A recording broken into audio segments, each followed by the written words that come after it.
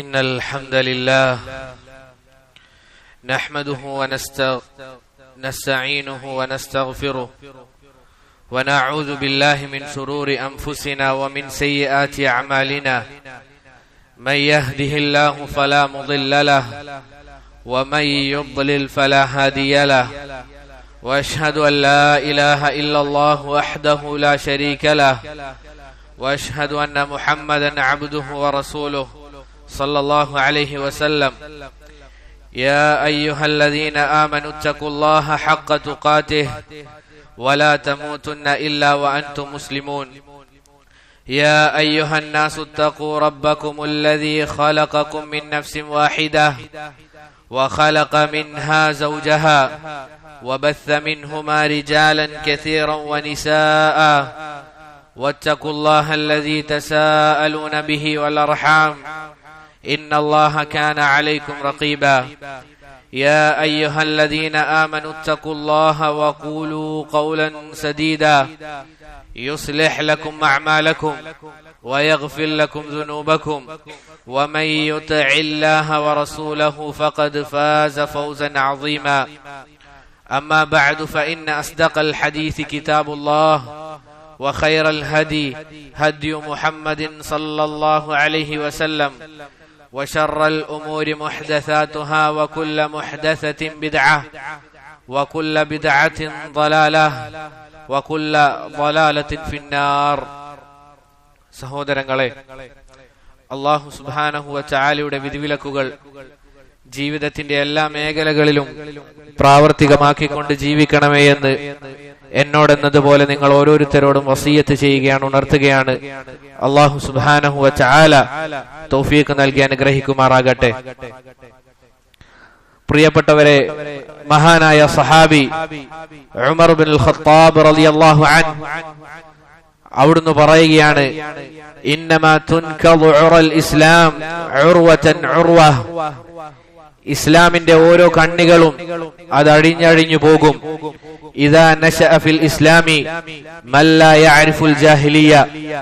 എന്താണ് ജാഹിലിയത്ത് എന്നറിയാത്ത ഒരു കൂട്ടം ആളുകൾ ഇസ്ലാമിൽ വളർന്നു കഴിഞ്ഞാൽ ഇസ്ലാമിന്റെ ഓരോ കണ്ണികളായി ഓരോരോ നിയമങ്ങളും അതില്ലാതെയായി പോകുമെന്ന് ഉമർ ഇബ്നുൽ ഖത്താബ് റളിയല്ലാഹു അൻഹു അവിടുന്ന് പറയുകയാണ്. എന്താണ് പ്രിയപ്പെട്ടവരെ ജാഹിലിയ എന്ന് പറഞ്ഞു കഴിഞ്ഞാൽ, അഥവാ റസൂൽ സല്ലല്ലാഹു അലൈഹി വസല്ലം നബിയാകുന്നതിന് മുമ്പ്, അവിടുന്ന് റിസാലത്ത് ലഭിക്കുന്നതിന് മുൻപുള്ള കാലഘട്ടം, ആ കാലഘട്ടത്തിൽ എന്തൊക്കെയായിരുന്നു ഉണ്ടായിരുന്നത്, എന്തായിരുന്നു ആ കാലഘട്ടം എന്നതൊക്കെ നമ്മൾ അറിഞ്ഞിരിക്കണം. കാരണം പ്രിയപ്പെട്ടവരെ, ആ കാലഘട്ടം മനസ്സിലാകുമ്പോഴാണ് ഇസ്ലാം എന്ന അനുഗ്രഹം എന്താണെന്ന് നമുക്ക് മനസ്സിലാക്കാൻ സാധിക്കുക. അല്ലാഹു സുബ്ഹാനഹു വ തആല പറഞ്ഞില്ലേ, ഇതാ ഇന്നേ ദിവസം ഇസ്ലാം എന്ന മതം ഞാൻ പൂർത്തിയാക്കി തന്നിരിക്കുന്നു. വഅത്മംതു അലൈക്കും നിഅമതി. അല്ലാഹു സുബ്ഹാനഹു വ തആല പറഞ്ഞത് അനുഗ്രഹമാകുന്ന ഇസ്ലാം ഞാൻ ഇന്നേ ദിവസം പൂർത്തിയാക്കി തന്നിരിക്കുന്നു.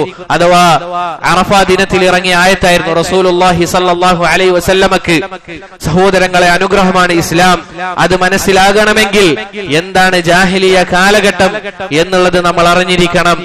ആ കാലഘട്ടം മനസ്സിലാകുമ്പോഴാണ് എത്ര നീചന്മാരായ ഒരു സമുദായത്തെയാണ് അല്ലാഹു സുബ്ഹാനഹു വ തആലയുടെ ദീൻ മാറ്റിയെടുത്തത് എന്ന് നമുക്ക് മനസ്സിലാക്കാൻ സാധിക്കുക.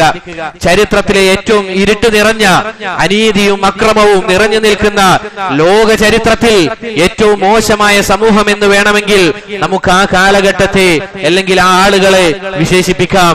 മക്കയിൽ ജനവാസം ആരംഭിക്കുന്നത് പ്രിയപ്പെട്ടവരെ, ഇബ്രാഹിം അലൈഹിസ്സലാത്തു വസ്സലാം അവിടുത്തെ പത്നിയായ ഹാജറിനെയും ഇസ്മായിലിനെയും മക്കയിലാക്കി പോകുന്ന ആ ഒരു സംഭവത്തിന് ശേഷമാണ് മക്കയിൽ ജനവാസം ആരംഭിക്കുന്നത്.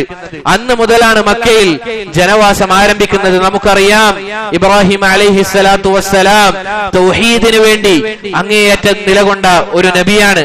ഹുനഫാ അഥവാ ശിർക്കിന്റെ ഒരു ലാഞ്ചന പോലും അവിടുത്തെ ജീവിതത്തിൽ ഉണ്ടായിരുന്നില്ല. അദ്ദേഹം ഹനീഫായിരുന്നു, അഥവാ തൗഹീദിൽ അടിയുറച്ചു നിന്ന പ്രവാചകനായിരുന്നു. അതുകൊണ്ട് തന്നെ പ്രിയപ്പെട്ടവരെ, ആ കാലഘട്ടത്തിൽ തൗഹീദ് ഉള്ളവർ മാത്രമായിരുന്നു മക്കയിൽ ഉണ്ടായിരുന്നത്.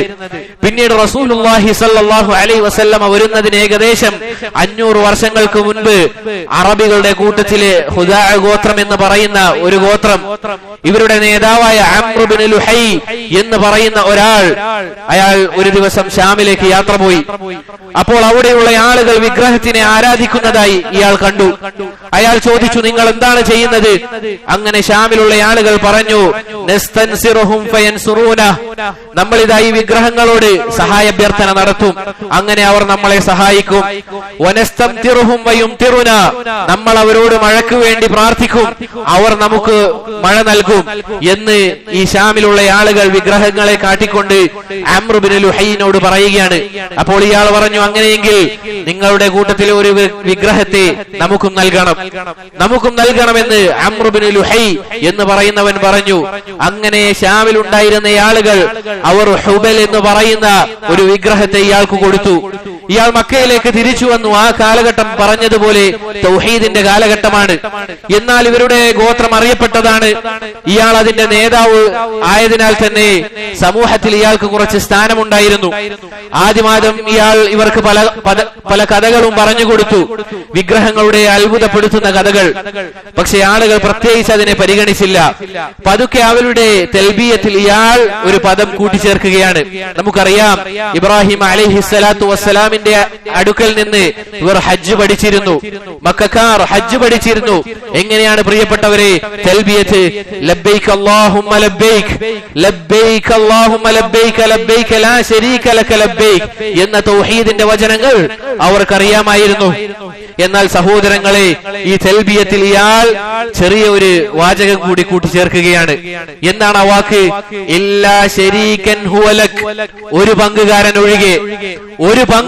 ഒഴികെ തംലികുഹു വമാ മലക്, അവർ ചില കാര്യങ്ങൾ ഉടമപ്പെടുത്തുന്നുണ്ട്, അത് അള്ളാഹു നൽകിയതാണ് എന്ന രൂപത്തിൽ, ചെറിയ രൂപത്തിൽ ഇതാ അവർ ശിർക്കിന്റെ വാചകങ്ങൾ അവരുടെ തൽബിയത്തിൽ കൂട്ടിച്ചേർക്കുകയാണ്. അങ്ങനെ പ്രിയപ്പെട്ടവരെ, അറബികൾക്കിടയിൽ ചെറിയ രൂപത്തിൽ പിന്നീട് വിഗ്രഹാരാധന ഉടലെടുക്കാൻ തുടങ്ങി. ആദ്യം അയാൾ പറഞ്ഞു, ഇതാ നിങ്ങൾ യാത്ര പോകുമ്പോൾ, കഅബ എന്നുള്ളത് നമുക്കറിയാം അള്ളാഹുവിന്റെ ഭവനമാണ്, അതിന് വലിയ പദവിയുണ്ട്. അതിനാൽ നിങ്ങൾ യാത്ര പോകുമ്പോൾ അതിന്റെ അടുത്തുള്ള കല്ല് അതെടുത്ത് യാത്ര പോകണം. നോക്കണം സഹോദരങ്ങളെ, അവർ പറഞ്ഞ കാര്യം എന്താണ്?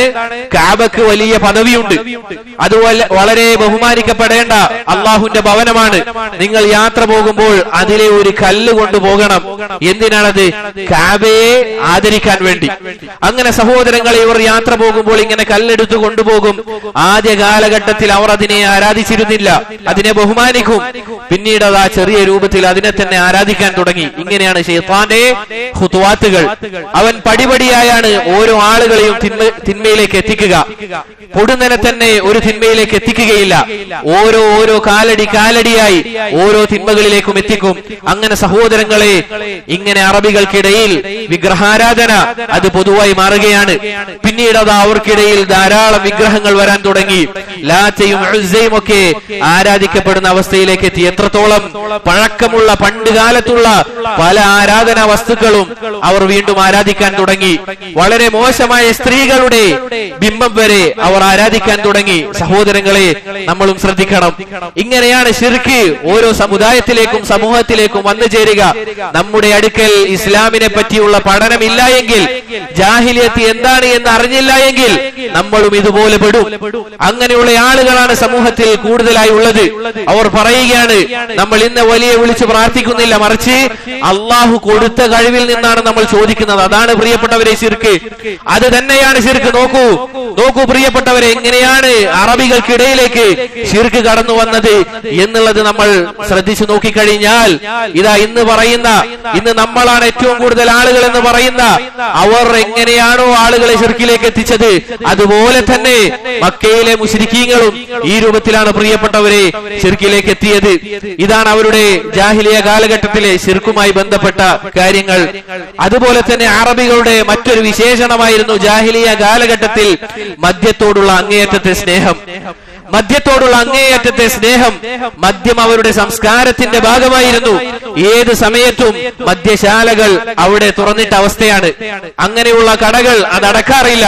അത് ഏത് സമയത്ത് പോയാലും ഏത് നേരത്ത് പോയാലും അവർക്ക് ലഭിക്കും. നമുക്കറിയാം സഹോദരങ്ങളെ, അറബികളുടെ പൊതുശൈലിയാണ് അവർക്കൊരു കാര്യത്തിനോട് ഇഷ്ടമുണ്ട് എങ്കിൽ അതിന് ധാരാളം പേരുകൾ നൽകുക എന്നുള്ളത്. നമുക്കറിയാം ഈത്തപ്പഴം, അതിന് ഓരോ രൂപത്തിനും ഓരോ പേരാണ്. ഇതുപോലെ ഇവർ മദ്യത്തിന് ധാരാളം പേരുകൾ നൽകിയിരുന്നു.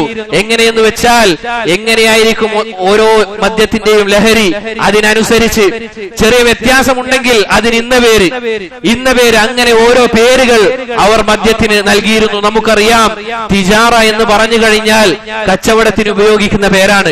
എന്നാൽ അറബികൾ അന്ന് കാലഘട്ടത്തിൽ പര്യായപദമായി കണ്ടിരുന്ന കാര്യമാണ്, അഥവാ കള്ള് കച്ചവടത്തിന് തിജാറ എന്നാണ് അവർ ഉപയോഗിച്ചിരുന്നത്. അത്രയും വ്യാപകമായി കള്ള് കച്ചവടവും കള്ളും കുടിച്ചിരുന്ന ആളുകളായിരുന്നു. അതിന് മാത്രം സ്വാധീനം അവർക്ക് ഇടയിൽ ഉണ്ടായിരുന്നു മദ്യത്തിന്റെ വിഷയത്തിൽ. പ്രിയപ്പെട്ടവരെ, അതുപോലെ തന്നെ ജാഹിലിയ കാലഘട്ടത്തിൽ അവർ അമിതമായി ബന്ധപ്പെട്ടിരുന്ന കാര്യമായിരുന്നു പലിശ എന്നുള്ളത്. അത് ജൂതന്മാരിൽ നിന്ന് അവർക്ക് ലഭിച്ചതായിരുന്നു. അവരിൽ 100% പലിശയായിരുന്നു. അവരുടെ സമ്പത്ത് അവരുടെ കയ്യിലുണ്ട് എങ്കിൽ അതിൽ മുഴുവനായും പലിശയായിരുന്നു ആ കാലഘട്ടത്തിൽ. എങ്ങനെയെന്ന് വെച്ചാൽ ഒരു വർഷം അവർക്ക് 100 ദീനാറാണ് കടമായിട്ടുണ്ട് എങ്കിൽ അത് പിറ്റേത്തെ കൊല്ലം 200 ദീനാറാകും. അങ്ങനെ പലിശ ഇങ്ങനെ കൂടിക്കൂടി ആ രൂപത്തിൽ അവർ അതുമായി ബന്ധപ്പെട്ടിരുന്നു. അവർക്ക് കച്ചവടം പോലെയായിരുന്നു പലിശ എന്നുള്ളത്. അതുപോലെ തന്നെ സഹോദരങ്ങളെ, അവർക്കിടയിൽ വ്യാപകമായി ഉണ്ടായിരുന്ന മറ്റൊരു കാര്യമാണ് വ്യഭിചാരം എന്നുള്ളത്. വ്യഭിചാരം എന്നുള്ളത് അതൊരു മോശമായ കാര്യമായി അവർക്കിടയിൽ പറയപ്പെട്ടിട്ടേ ഇല്ലായിരുന്നു. അത് സാധാരണയാണ്. അതിനെക്കുറിച്ചാണ് സഹോദരങ്ങളെ നമ്മൾ മനസ്സിലാക്കേണ്ടത്. ഇന്ന് കാലഘട്ടത്തിൽ നമ്മൾ പറയുന്നത് പോലെ ഇതാ ചില ആളുകൾ പറയുകയാണ്, ഇതാരാണ് എന്ന് ചോദിച്ചു കഴിഞ്ഞാൽ അവർ പറയും ഇതെന്റെ ബോയ് ഫ്രണ്ടാണ്. അതല്ല എങ്കിൽ പുരുഷന്മാരോട് ചോദിച്ചു കഴിഞ്ഞാൽ അവർ പറയും ഇതെന്റെ ഗേൾ ഫ്രണ്ടാണ് എന്ന രൂപത്തിലെ സംസാരം. സഹോദരങ്ങളെ, യുവാക്കളെ, പ്രിയപ്പെട്ടവരെ, ഇത് ജാഹിലിയത്താണ്. അല്ലാഹു സുബ്ഹാനഹു വ തആല നല്ല സ്ത്രീകളെ കുറിച്ച് ഖുർആനിലൂടെ പറഞ്ഞ കാര്യം എന്താണ്? വലാ മുത്തഖിദാതി അഖ്ദാൻ. നല്ല സ്ത്രീകൾ എന്ന് പറഞ്ഞു കഴിഞ്ഞാൽ രഹസ്യ കാമുകന്മാരെ സ്വീകരിക്കാത്തവരാണ് എന്നുള്ളതാണ്. നോക്കൂ പ്രിയപ്പെട്ടവരെ, ഖുർആൻ നമുക്ക് പറഞ്ഞു തരികയാണ്. എന്നാൽ ഇന്ന് കാലഘട്ടത്തിൽ ചില ആളുകൾ നമ്മൾ ന്യൂ ജനറേഷൻ ആണ് എന്ന് പറയുന്ന ആളുകൾ എന്തോ വലിയ പദവിയായി കൊണ്ട് പറയുകയാണ് ഇതെന്റെ ബോയ് ഫ്രണ്ടാണ്, അതല്ല എങ്കിൽ ഗേൾ ഫ്രണ്ടാണ്. ജാഹിലിയത്താണ് പ്രിയപ്പെട്ടവരെ. ഉമർ റളിയല്ലാഹു അൻഹു അദ്ദേഹം പറഞ്ഞ ആ വാക്ക് നമ്മുടെ ഹൃദയത്തിൽ ഉണ്ടാകണം. പ്രിയപ്പെട്ടവരെ, അത്ഭുതം എന്തെന്നാൽ ഈ കാര്യങ്ങളൊക്കെ ഇന്ന് സമൂഹത്തിൽ സാധാരണയായി കൊണ്ടിരിക്കുകയാണ് എന്നുള്ളതാണ്. ആയിഷ റളിയല്ലാഹു അൻഹ പറഞ്ഞതായി കാണാം, 4 രൂപത്തിലുള്ള ലൈംഗിക ബന്ധങ്ങളാണ് അറബികൾക്കിടയിൽ ഉണ്ടായിരുന്നത്. അതിലൊന്ന് ഇപ്പോൾ നമ്മൾ കണ്ടുകൊണ്ടിരിക്കുന്ന ഭാര്യ ഭർത്തൃ ബന്ധം, അഥവാ ഏറ്റവും നല്ല രൂപത്തിൽ ഭാര്യയും ഭർത്താവുമായി ജീവിക്കുക. ഇതാണ് ഒന്നാമത്തെ ലൈംഗിക ബന്ധം അറബികൾക്കിടയിൽ. രണ്ടാമത്തേത് സഹോദരങ്ങളെ, ഇതൊന്നും നമുക്ക് പറയാൻ പോലും പറ്റാത്തതാണ്. പക്ഷെ ഇത് പറയേണ്ടി വരുന്നത് കാലഘട്ടത്തിന്റെ പോക്ക് കൊണ്ടാണ്, നമ്മുടെ കാലഘട്ടത്തിന്റെ പോക്ക് കൊണ്ടാണ്. എന്താണ് പ്രിയപ്പെട്ടവരെ രണ്ടാമത്തെ രൂപം? ഒരാളെ കല്യാണം കഴിച്ചാൽ അയാൾ ചെയ്യുന്ന കാര്യം, ഇവരുടെ നാട്ടിൽ നല്ല ശക്തനായ ഒരു വ്യക്തി ഉണ്ട് എങ്കിൽ അവരുടെ അടുക്കലേക്ക് ഇവരുടെ ഭാര്യമാരെ പറഞ്ഞയക്കും. ലാ ഇലാഹ ഇല്ലല്ലാഹ്. എന്തിനു വേണ്ടിയാണത്? ശക്തനായ ആളുകളുടെ അടുക്കലേക്കാണ് അയക്കുക, ഇവർക്കും ശക്തനായ മകനെ ലഭിക്കാൻ വേണ്ടി. ഇതാണ് രണ്ടാമത്തെ രൂപം. ഇതാണ് പ്രിയപ്പെട്ടവരെ രണ്ടാമത്തെ രൂപം. അങ്ങനെ നല്ല കുട്ടി ലഭിക്കാൻ ഈ രൂപത്തിൽ മറ്റുള്ള ആളുകൾക്ക് കൊടുക്കും. ഇനി സഹോദരങ്ങളെ, രണ്ടാമത്തേത് പറഞ്ഞു. ഇനി മൂന്നാമത്തേത് എന്ന് പറഞ്ഞു കഴിഞ്ഞാൽ ഒരു സ്ത്രീയെ ധാരാളം ആളുകൾ വന്ന് അവരുമായി ബന്ധത്തിൽ ഏർപ്പെടും. എന്നിട്ട് അങ്ങനെ അവർ പ്രസവിച്ചതിന് ശേഷം ഇവരുമായി ബന്ധപ്പെട്ട ആളുകളെ വിളിച്ചുകൂട്ടും. എന്നിട്ട് ഈ സ്ത്രീ പറയും ഇന്നയാളാണ് ഈ കുട്ടിയുടെ പിതാവ് എന്ന് പറഞ്ഞു കഴിഞ്ഞാൽ ഇയാൾ അത് അംഗീകരിക്കണം, അതിനെ നിഷേധിക്കാൻ പാടില്ല. ഇങ്ങനെ ഇതാ മൂന്നാമത്തെ രൂപം. നാലാമത്തേത് പ്രിയപ്പെട്ടവരെ പച്ച വ്യഭിചാരം തന്നെ, അഥവാ ചില വീടുകൾ ഉണ്ടാകും, അതിന് പുറത്ത് ചില അടയാളങ്ങൾ ഉണ്ടാകും. അവർ ആ അടയാളം വെക്കുന്നത് ഞാൻ വ്യഭിചാരിണിയാണ് എന്നറിയിക്കാൻ വേണ്ടി. ഈ രൂപത്തിൽ പ്രിയപ്പെട്ടവരെ 4 രൂപത്തിൽ വ്യഭിചാരം ജാഹിലിയ കാലഘട്ടത്തിൽ നിറഞ്ഞാടിയിരുന്നു. അതുകൊണ്ട് സഹോദരങ്ങൾ നമ്മൾ ചിന്തിക്കേണ്ട കാര്യം ഇന്ന് നമ്മുടെ നാട്ടിലെ പുരോഗമനവാദികൾ എന്ന് പറയുന്ന ആളുകൾ അവർ പറയുകയാണ് ഇതൊക്കെ സാധാരണയാണ്. ഇതൊക്കെ സാധാരണയാണ് എന്ന് പറയുമ്പോൾ മുസ്ലിം നാമധാരികൾ പോലും അതിനെന്താ കാലഘട്ടം മാറിയില്ലേ എന്ന് പറയുകയാണ്. എന്നിട്ട് ഇസ്ലാമിന്റെ നിയമങ്ങൾ അത് യഥാവിധി പറഞ്ഞു കൊടുത്താൽ അവർ പറയും ഇതാണ് 6-ാം നൂറ്റാണ്ട് എന്നുള്ളത്. സഹോദരങ്ങളെ നോക്കൂ, എന്തായിരുന്നു 6-ാം നൂറ്റാണ്ട് എന്നുള്ളതാണ് ഞാൻ വിശദീകരിച്ചത്. ഏതാണ് യഥാർത്ഥത്തിൽ 6-ാം നൂറ്റാണ്ട് എന്നുള്ളത് നമ്മൾ കേട്ട് കഴിഞ്ഞു. എന്നിട്ട് ഇസ്ലാമിന്റെ നിയമങ്ങൾ അവർക്ക് പറഞ്ഞു കൊടുക്കുമ്പോൾ അവർ പറയുകയാണ് ഇതാണ് പഴഞ്ചൻ എന്നുള്ളത്. സഹോദരങ്ങളെ നോക്കൂ, കാര്യങ്ങൾ നേരെ മാറി മറിയുകയാണ്. റസൂലുള്ളാഹി സ്വല്ലല്ലാഹു അലൈഹി വസല്ലമ പറഞ്ഞത് എത്ര സത്യമാണ്. ഇതാ ജനങ്ങൾക്കൊരു കാലഘട്ടം വരാനുണ്ട്, അന്ന് സത്യം പറയുന്ന ആളുകൾ കള്ളന്മാരായി മുദ്ര കുത്തപ്പെടും, കള്ളന്മാർ എന്ന് സത്യസന്ധന്മാരായി അറിയപ്പെടും എന്ന് റസൂലുള്ളാഹി സ്വല്ലല്ലാഹു അലൈഹി വസല്ലമ പറഞ്ഞത് എത്ര സത്യം. ഇസ്ലാമിന്റെ നിയമങ്ങൾ അത് പറയുമ്പോൾ അവർ പറയുകയാണ് ഇത് പഴഞ്ചനാണ്, നിങ്ങളാണ് ഇതാ സമൂഹത്തെ പഴയതിലേക്ക് കൊണ്ടുപോകുന്നത്. എന്നിട്ട് നമ്മൾ കാണുന്നില്ല പ്രിയപ്പെട്ടവരെ, ഇസ്ലാമിന്റെ നിയമങ്ങൾ തന്നെ മികച്ചു നിൽക്കുന്നത്. ഇസ്ലാമിൽ പറഞ്ഞു വെച്ച ഓരോ നിയമങ്ങളും പാലിച്ച് ജീവിക്കുന്നവർ അള്ളാഹുവിന്റെ അനുമതിയോടുകൂടി അൽഹംദുലില്ലാഹ് ഇസ്സത്തോടുകൂടി തലയുയർത്തി നടക്കുകയാണ്, ഇസ്സത്തോടുകൂടി തലയുയർത്തി നടക്കുകയാണ്. അവർ പറഞ്ഞ പരിഹാസ വാക്കുകൾ അവർ തന്നെ പറഞ്ഞു പോയല്ലോ എന്ന് ചിന്തിക്കുന്ന അവസ്ഥയിലേക്ക് ഇതാ പോയിക്കൊണ്ടിരിക്കുന്നു. അൽഹംദുലില്ലാഹ്, അള്ളാഹുവിന്റെ ദീൻ എന്ന് പറഞ്ഞു കഴിഞ്ഞാൽ പ്രിയപ്പെട്ടവരെ എല്ലാവർക്കും ഓരോ മതം, അതല്ല എങ്കിൽ ഓരോ ആളുകൾക്കും ഓരോ പ്രത്യയശാസ്ത്രം. അതുകൊണ്ട് നമുക്കും ഒരു പ്രത്യയശാസ്ത്രം. അങ്ങനെയല്ല, അള്ളാഹുവിന്റെ ദീൻ എന്ന് പറഞ്ഞു കഴിഞ്ഞാൽ സഹോദരങ്ങളെ റസൂലുള്ളാഹി സ്വല്ലല്ലാഹു അലൈഹി വസല്ലമ ഹക്കായി നമുക്ക് എത്തിച്ചെന്ന കാര്യമാണ്. അള്ളാഹുവിന്റെ റസൂൽ സ്വല്ലല്ലാഹു അലൈഹി വസല്ലമക്ക് അള്ളാഹു ആകാശത്തിൽ നിന്ന് ജിബ്രീൽ മുഖേന ഇറക്കി കൊടുത്തതാണ്. റസൂലുള്ളാഹി സ്വല്ലല്ലാഹു അലൈഹി വസല്ലമ തന്നിഷ്ടപ്രകാരം ഒരു ഹർഫ് പോലും അവിടുന്ന് പറഞ്ഞിട്ടില്ല. അള്ളാഹു പറഞ്ഞില്ലേ വമാ യൻതിഖു അനിൽ ഹവാ ഇൻ ഹുവ ഇല്ലാ വഹ്യു യൂഹാ. എന്താണ് പ്രിയപ്പെട്ടവരെ റസൂൽ സല്ലല്ലാഹു അലൈഹി വസല്ലമയെ കുറിച്ച് അള്ളാഹു പറഞ്ഞത്? അവിടുന്ന് ഒരിക്കലും തന്നിഷ്ടപ്രകാരം സംസാരിക്കുന്നവരല്ല, അവിടുന്ന് വഹി അനുസരിച്ച് മാത്രമാണ് സംസാരിക്കുന്നത് എന്ന് അള്ളാഹു സുബ്ഹാനഹു വ തആല നമുക്ക് പറഞ്ഞു വെച്ച് തരുന്നു. പ്രിയപ്പെട്ടവരെ, നമ്മൾ മനസ്സിലാക്കുക, നമ്മൾ പഠിക്കുക, അള്ളാഹുവിന്റെ ദീൻ പഠിക്കുക. റബ്ബ് സുബ്ഹാനഹു വ തആല നമുക്ക് എല്ലാവർക്കും അതിനുള്ള തൗഫീഖ് നൽകി അനുഗ്രഹിക്കുമാറാകട്ടെ. അഖൂലു മാ തസ്മഊൻ അസ്തഗ്ഫിറുല്ലാഹ ലീ വലക്കും വലിസാഇരിൽ മുഅ്മിനീന മിൻ കുല്ലി ദംബ് വസ്തഗ്ഫിറൂഹു ഇന്നഹു ഹുവൽ ഗഫൂറുർ റഹീം.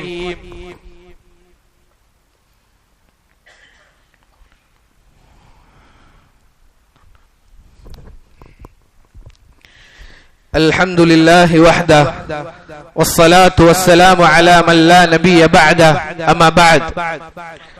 സഹോദരങ്ങളെ, നമ്മൾ മനസ്സിലാക്കേണ്ട കാര്യം, ഇങ്ങനെയുള്ള സമുദായത്തിന്റെ അടുക്കൽ അഥവാ ജാഹിലിയ കാലഘട്ടത്തിൽ ജീവിച്ച ഇത്രയും നീചന്മാരായ ഇത്രയും മോശമായ കാര്യങ്ങൾ ചെയ്ത ഈ സമുദായത്തിന്റെ അടുക്കൽ റസൂലുള്ളാഹി സ്വല്ലല്ലാഹു അലൈഹി വസല്ലമ ആദ്യമായി പറഞ്ഞു വെച്ച കാര്യം എന്തായിരുന്നു? നിങ്ങൾ ഈ കള്ളുകുടി നിർത്തണമെന്നാണോ? അതല്ല എങ്കിൽ നിങ്ങൾ വ്യഭിചരിക്കരുത് എന്നാണോ? നിങ്ങൾ പലിശ ഭക്ഷിക്കരുത് എന്നാണോ? റസൂലുള്ളാഹി സ്വല്ലല്ലാഹു അലൈഹി വസല്ലമ അവരുടെ അടുക്കലേക്ക് പോയി ആദ്യമായി പറഞ്ഞ കാര്യം നോക്കൂ പ്രിയപ്പെട്ടവരെ. റസൂലുള്ളാഹി സ്വല്ലല്ലാഹു അലൈഹി വസല്ലമ മക്കയിലെ ചന്തകളിലും ആളുകൾ കൂടുന്ന പ്രദേശങ്ങളിലും പോയി പറഞ്ഞ കാര്യം എന്തായിരുന്നു? അവിടുന്ന് ഉയർന്ന പ്രദേശങ്ങളിൽ കയറിക്കൊണ്ട് പറയാറുണ്ടായിരുന്നു എന്നാണ്, യാ അയ്യുഹന്നാസ്, അല്ലയോ ജനങ്ങളെ, ഖൂലു ലാ ഇലാഹ ഇല്ലല്ലാഹ് തുഫ്ലിഹു. അല്ലാഹുവിന്റെ റസൂൽ സല്ലല്ലാഹു അലൈഹി വസല്ലമ ആ സമുദായത്തിന്റെ അടുക്കലേക്ക് പോയി പറഞ്ഞ കാര്യം എന്താണ്?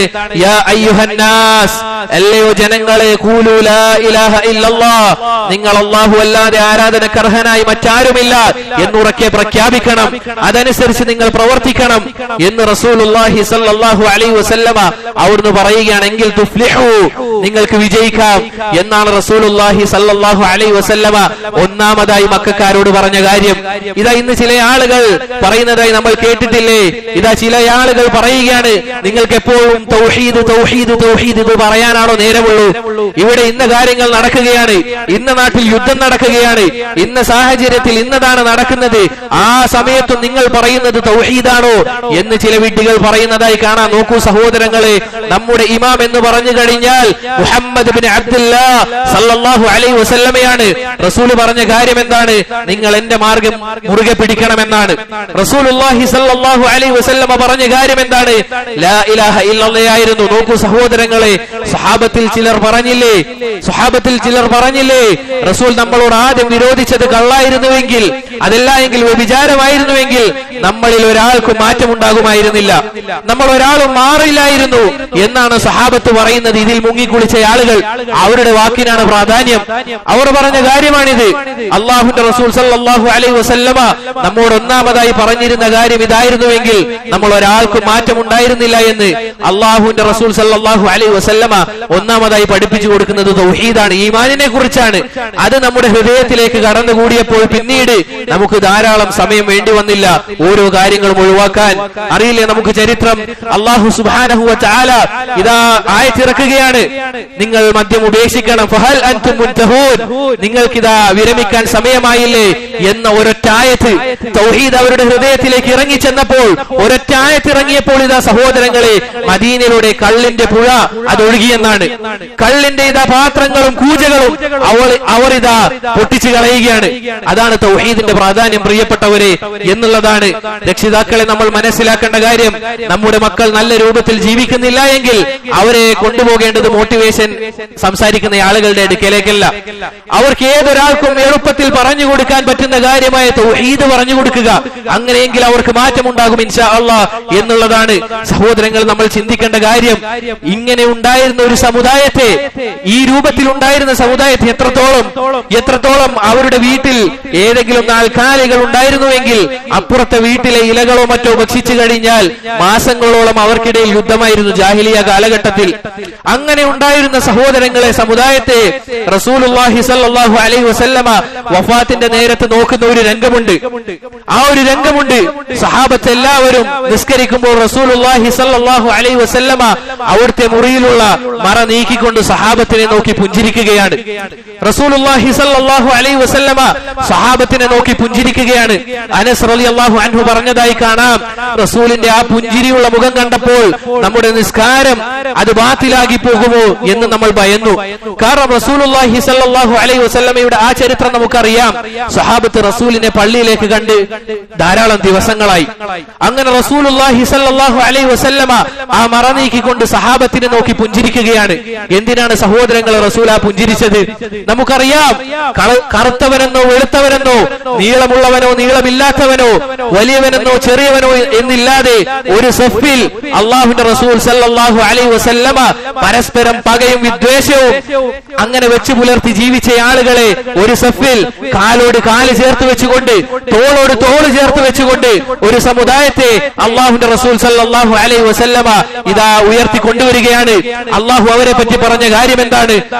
അള്ളാഹു സുബ്ഹാനഹു വ തആല ആ സ്വഹാബത്തിനെ പറ്റി പറഞ്ഞ കാര്യം? റളിയല്ലാഹു അൻഹും വറളു അൻ, അള്ളാഹു അതാ അവരെ തൃപ്തിപ്പെട്ടിരിക്കുന്നു, അള്ളാഹുവെ അവരും തൃപ്തിപ്പെട്ടിരിക്കുന്നു. എങ്ങനെയുള്ള ആളുകൾ? നമ്മൾ പറഞ്ഞു വെച്ച ജീവിതം നയിച്ച ആളുകൾ.